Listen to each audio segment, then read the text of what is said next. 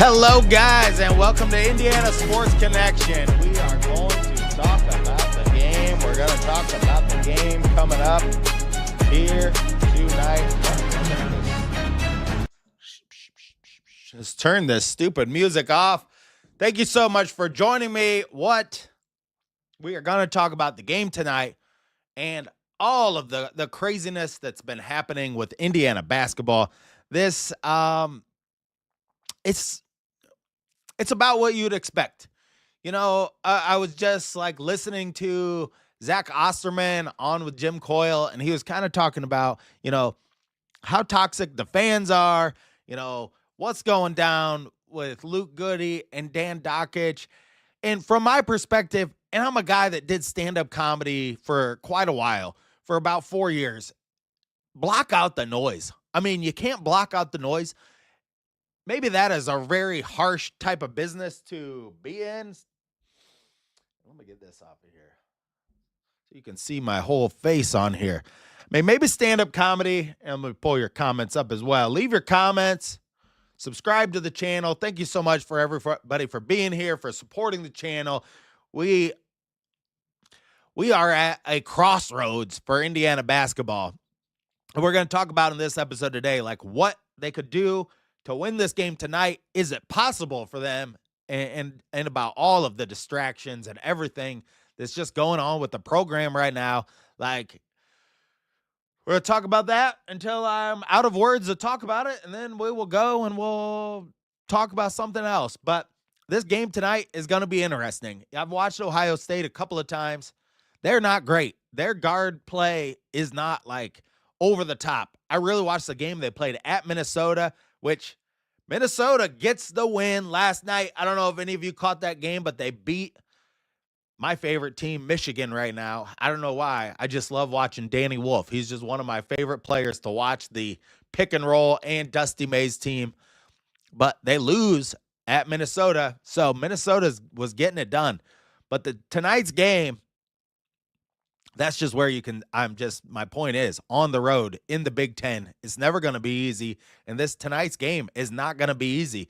And I'm going to tell you something that nobody's talking about.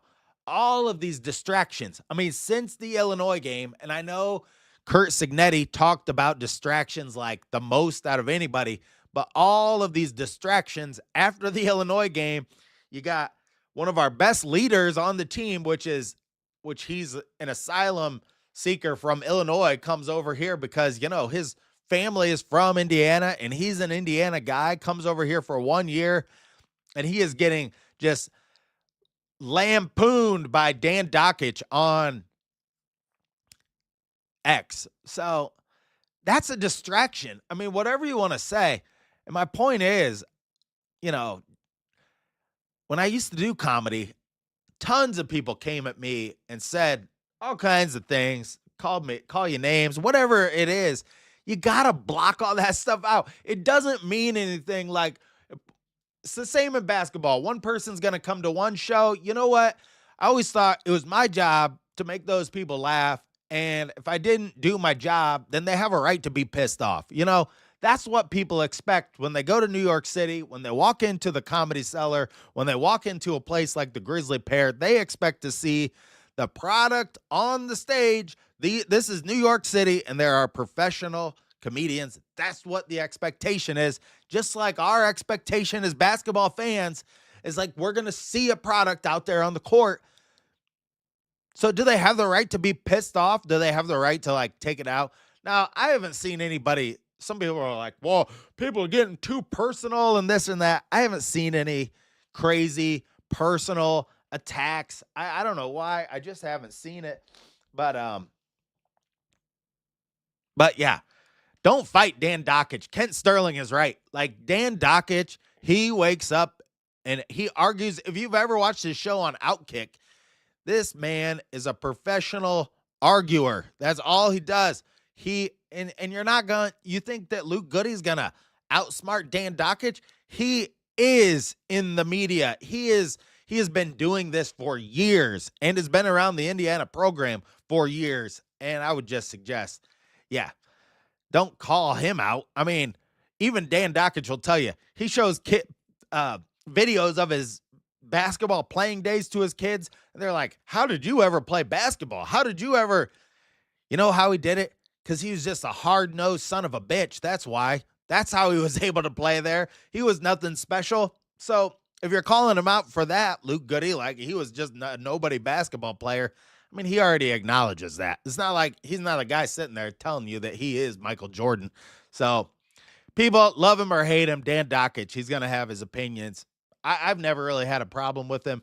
I mean, sometimes he says things here or there. I know sometimes he can say, he spins some things in racial ways that, you know, I really don't like to get involved in that kind of thing on this show. But it is what it is. You know, everyone's going to have their opinion. As a player, you got to block that out because you got a game coming up here tonight. We as fans, you know, we have our own lives and we have our own jobs and we just watch the games, but these distractions are big time for the players. I mean, you look at distractions like this, they're going to affect you in an emotional way. You know, are you going to have a day this week where things were a little off kilter because people were on social media too much? I mean, I don't know. You do have to let these players know. I mean, obviously they're not being told this because I would have told all the players, stay off social media. All these fans are booing. It's going to be nothing but negative. Why would you even get on it? Why would you even put yourself in that position? Just stay off of it. Just stay out of it. And that is probably going to be the best thing for you. Don't look at it. You know, they printed stuff in the newspaper about Michael Jordan. I'm going to tell you, I talked to Luke Recker. I was interviewing him, and I was maybe going to make an episode. But, you know, he grew up around me, and he told me he got like hundreds and hundreds of death threats and hate mail, and a lot of them were from old ladies. Let me tell you something about my grandma. My grandma was from Bloomington, and she would sit in front of the TV every single Indiana basketball game. I mean, she was biting her nails. She was cursing. She was like into every single game. So beyond, everybody thinks all the people on Twitter or whatever are just some punk, you know. It could be somebody's grandma. So you never know. You know, grandmas can be really, really freaking mean, you know.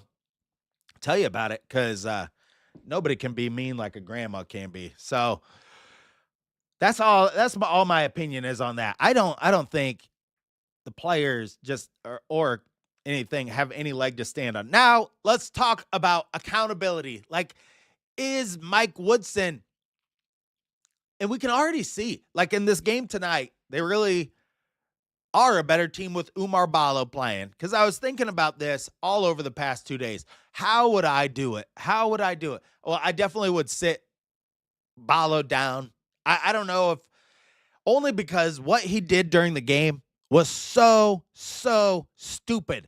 What Ballo did coming out of right field from like 30 feet away and poking this guy and getting himself ejected from the game, it was just very stupid. I would suspend him. Mike Woodson has never laid any accountability for anybody, so we know that that's probably not going to happen. Will Malik Renew play in this game? But I think what all of us want to see tonight is if this team gets pushed a little bit, you know, Ohio State comes out, and it should be not. I was looking at tickets because maybe I was thinking about going over there because the tickets were pretty cheap to this game. This should be a pretty sleepy crowd. Ohio State has not had very great basketball teams in the last few years, although somehow they've always stayed pretty relevant and pretty decent in the Big Ten. But you know, last year they lost 8 or 9 games, fired their coach, and yeah, some of those guys are gone. That guy Zed Key is gone from Ohio State. We'll pull the stats up here in just a second, but Zed Key and the other guy down low are gone.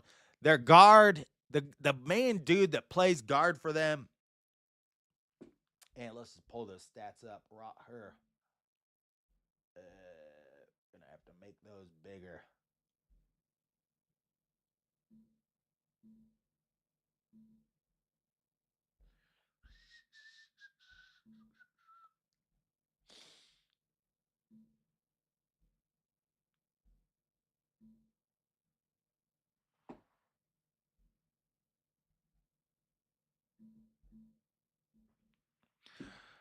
So there we go. Let me get these up here and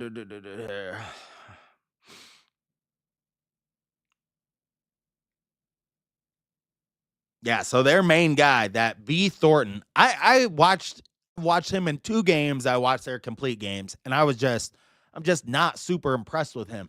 Now, Will he is like he is a lot thicker kind of a guard than Miles Rice is. I don't know who's going to guard him. I mean, Rice and Carlisle. Rice a little bit thicker than Carlisle is, but this dude, B Thornton, he does have like a real body on him. He's just not. I can't believe he's actually averaging 17.4 points a game because when I watch him play, I'm not like just that impressed by his offensive abilities out there. So, and Royal leads him in rebounds. Obviously, Thornton leads him in assists too. Parrish and steals. So let's take a look down here at just like there. So Thornton really shoots a better 3-point percentage than I thought. 43.3%. And you got Mobley Jr. that shoots 43% also from 3-point range. That's decent. Parrish, the guard, he shoots 34%. And Johnson Jr., he's shooting 35%. But overall, Ohio State, they are definitely a team that Indiana can get one over on, but they got to put out the effort. I mean, what are we going to see out of this team after the game, the 2 blowouts? I mean, if this thing falls apart tonight, it's going to be like a 5-alarm fire. And you got the next game at Northwestern. I mean, this could not be a better time for these guys. Get out of Bloomington, go over to Columbus. I don't know, get there early, get some food, and just get out of town and clear your head. I really think, how can they put this together? I mean, yes, Indiana needs to play better, Brian. They don't need to play better. They need to just show up and run hard after the ball. I mean, that's all people really want to see. If you show some maximum effort out there, that's gonna be it. I mean, what we're seeing is so easily correctable if there's any type of accountability. Will we see Malik Renew tonight? Now, I mean, I have a theory on Malik Renew coming back because our defense will get far worse when Malik Renew comes back, and that's just all there is to it. He is a turnstile. I mean, he is one guy that against Nebraska, like, God, he just let everybody go in. And I think the game if Malik Renew does come back in the game, he's going to be rusty offensively. And that won't bode well. I just don't think he'll have like a great offensive game. I think he's already a kind of player that gets easily frustrated and easily kind of like lets people get underneath his skin. And if he's, hasn't played in a few games, I just don't see it going well for Malik Renew coming out and playing. If he's like rusty, just because I don't have a lot of faith in any of these guys, even if they're at full strength, let alone. So that's something to keep an eye on. But Indiana, it's so bad to watch what's gone on. And I mean, if they lose this game, by like big time numbers, and it's going to be bad, it's going to be hard watching. Remember when Gus Johnson did the football game?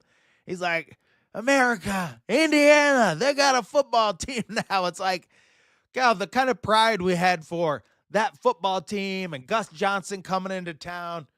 And I love Gus Johnson. He's probably my favorite announcer just because he makes it so exciting. Like, I love his calls. I just love his like overall demeanor. He's a really, really hilarious guy.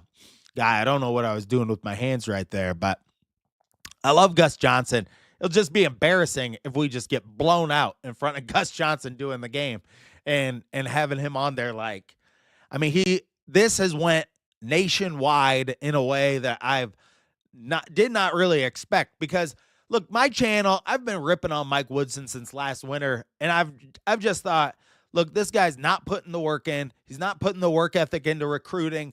I started following him last year more, like, what is he doing on the recruiting trail? What is he doing in certain aspects of this? And then we get tidbits like what the Hoosier Hysterics podcast that happened over the summer. That was totally unnecessary. Like, Mike Woodson didn't have to do that. The season was over. He already had all of his recruits here. And then he calls these guys in who run one of the NIL collectives, and he just completely, skewers them. And then they put out a podcast saying everything that was said. And then they put out another podcast with Brian Evans, saying all these stories.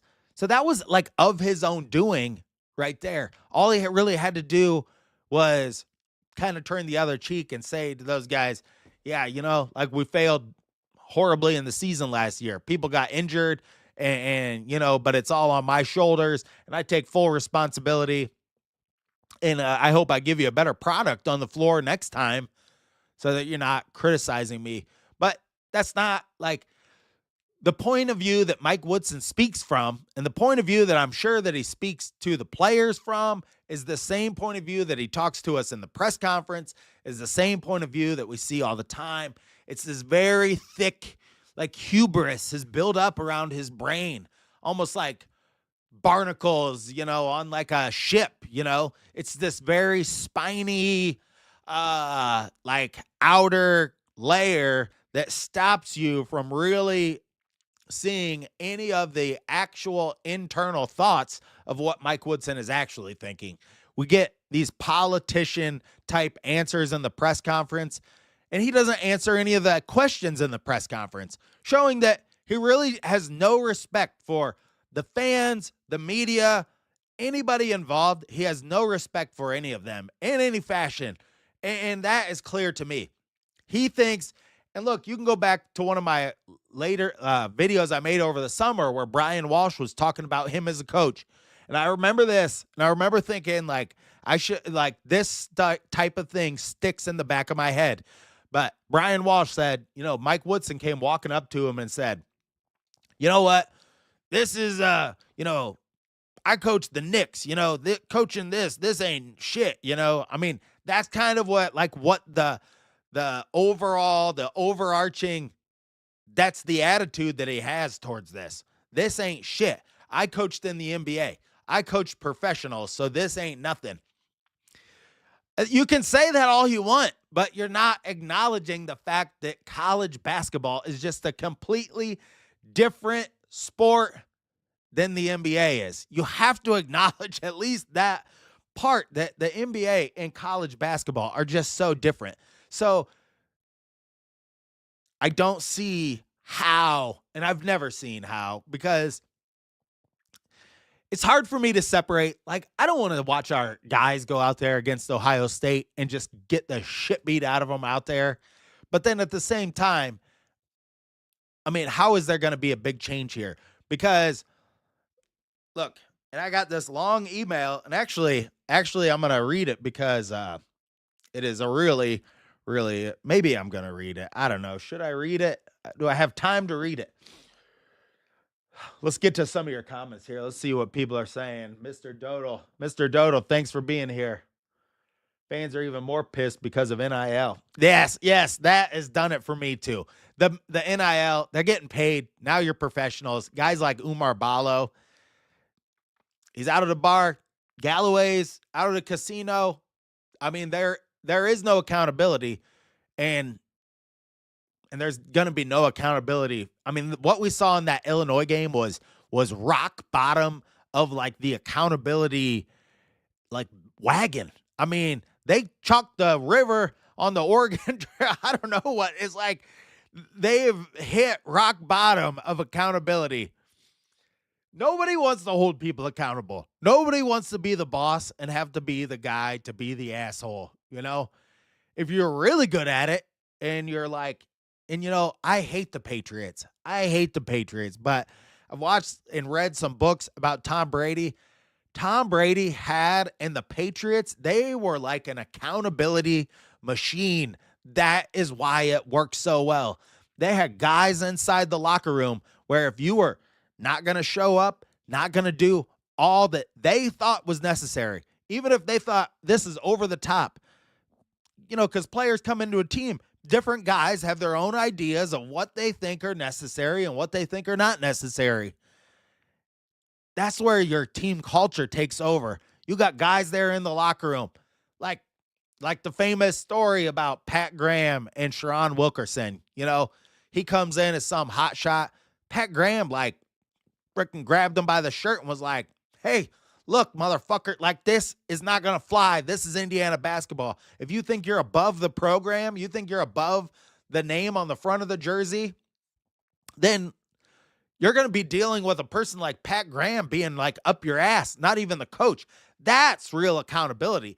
The coach is bringing it in, but then the players really are the ones that have to hold each other accountable. And when you don't have a coach holding people accountable, how do you think players are going to?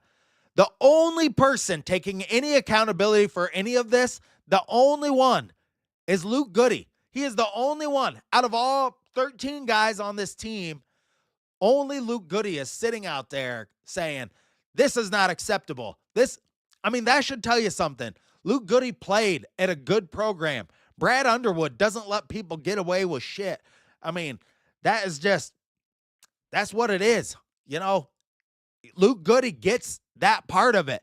Now, should he be going on social media and whatever? No, but you get lured into that. People get lured into that. It's stupid, but yeah, he's the only, that is a shame that he is the one guy out there, and he's a role player transfer from Illinois. That's the guy who's out there taking accountability for all of our problems of the last 20 years. It's kind of sad. Really, Anthony Leo, a little bit, his comments are getting all kind of misconstrued, but he didn't do it in the same way Luke Goody did it. So, Luke Goody,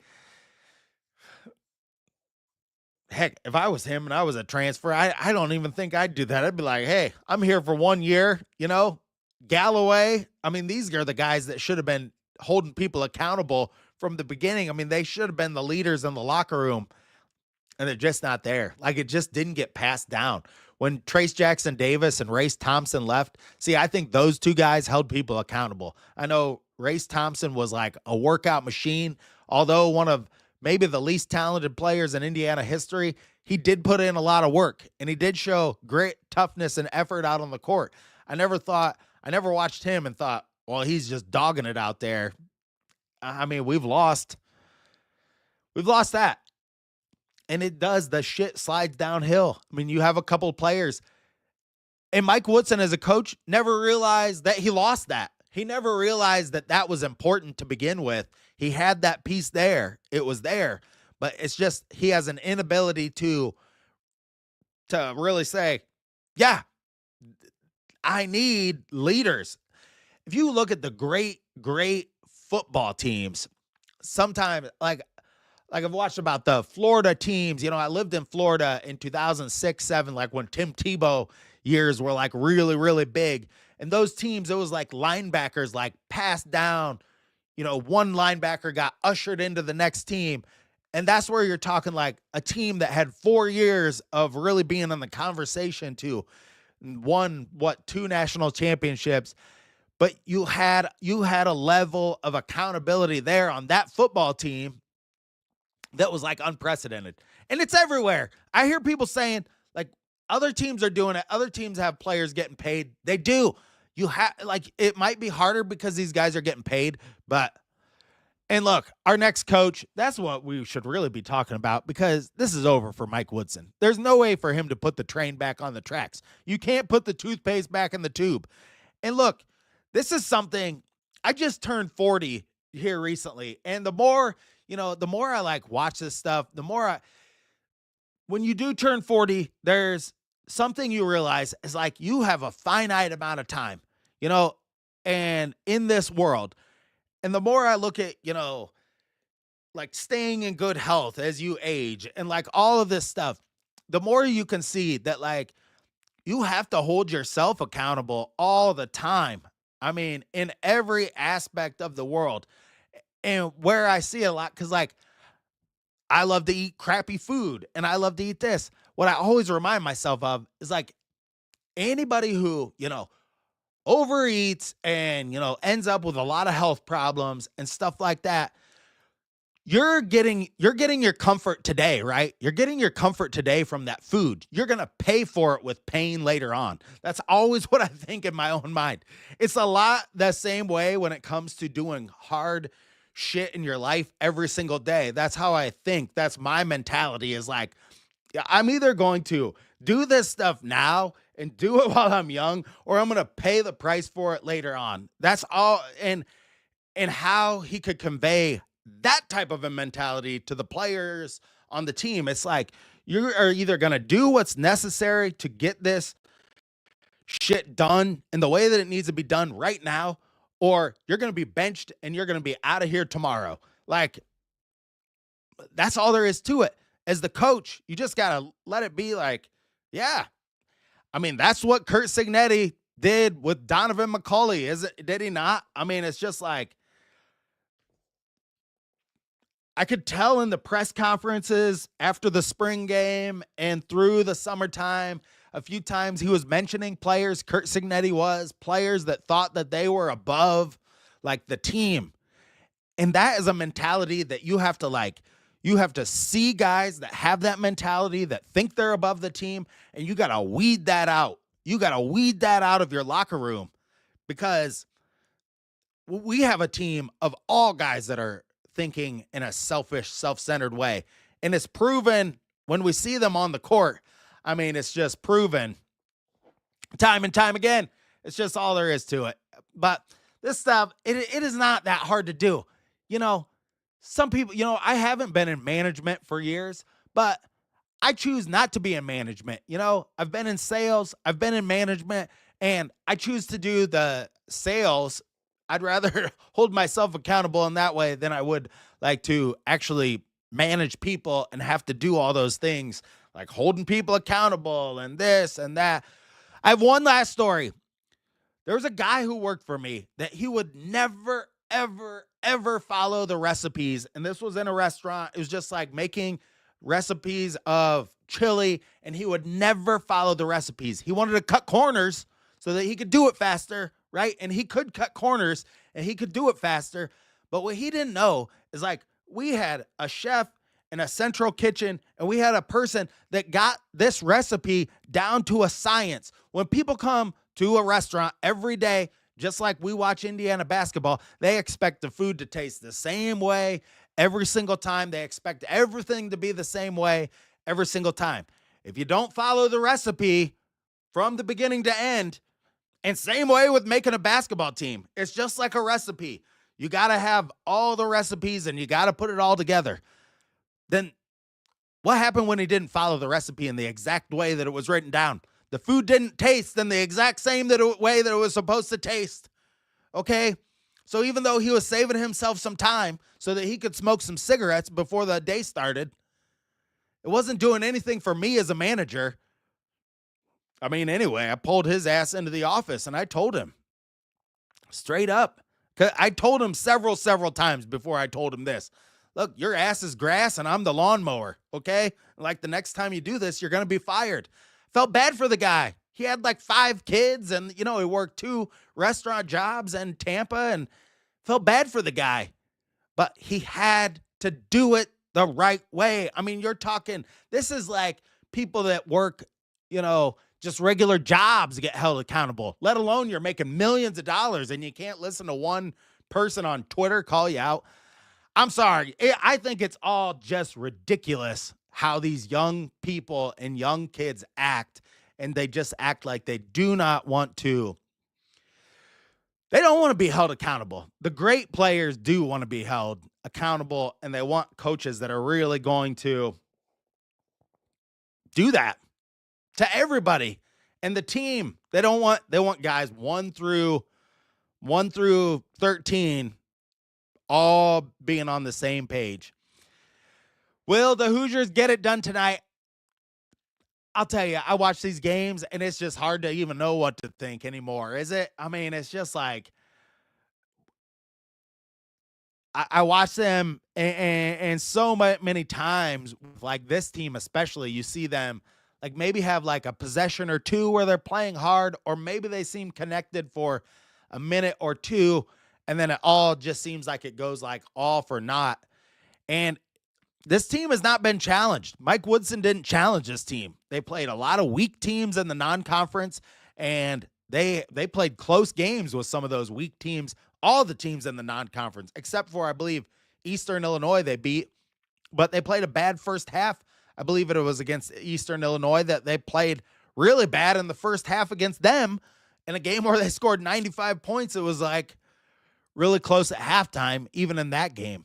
So you look at that, and I was watching this thing yesterday, and I don't really mean to bring up Purdue, but Purdue's goal last year was to beat every mid-major by at least 40 points, and the goal was to be up by at least 20 points in the first half of every one of those games. So those were their goals. That's how they were holding themselves accountable. So if they were going to go into a game like that, and they were only going to win one of those mid-major games by 10 points, the coach has every right to be pissed off. The players have every right because they set that standard from themselves. Coaches, players, they set that standard for themselves. We're not just going to win these games. We're going to hold ourselves to a standard that we need to perform in every single game, because if you don't, what happened to them? They played against Fairleigh Dickinson, right, in the tournament and got beat. And that's why they set a new standard of accountability.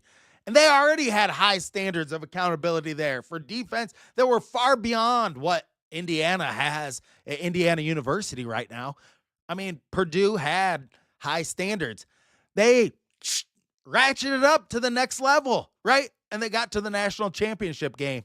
So that's where, like, your coach and your team, you got to come together and say, this is what we expect out of ourselves. We expect to beat these teams like this.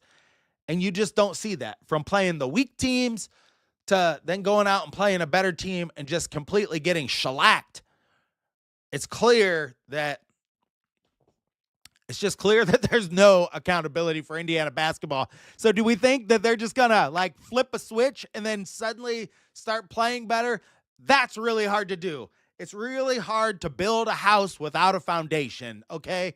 You build your house on mud and it's going to sink. And that is what we see with the Indiana Hoosiers. I mean, you gotta put the foundation in, you gotta put the walls up, you gotta build things in the right way. And that would have started like 3.5 years ago. You would have started doing that type of thing from the very beginning. So the guys knew they weren't going to get away with this shit.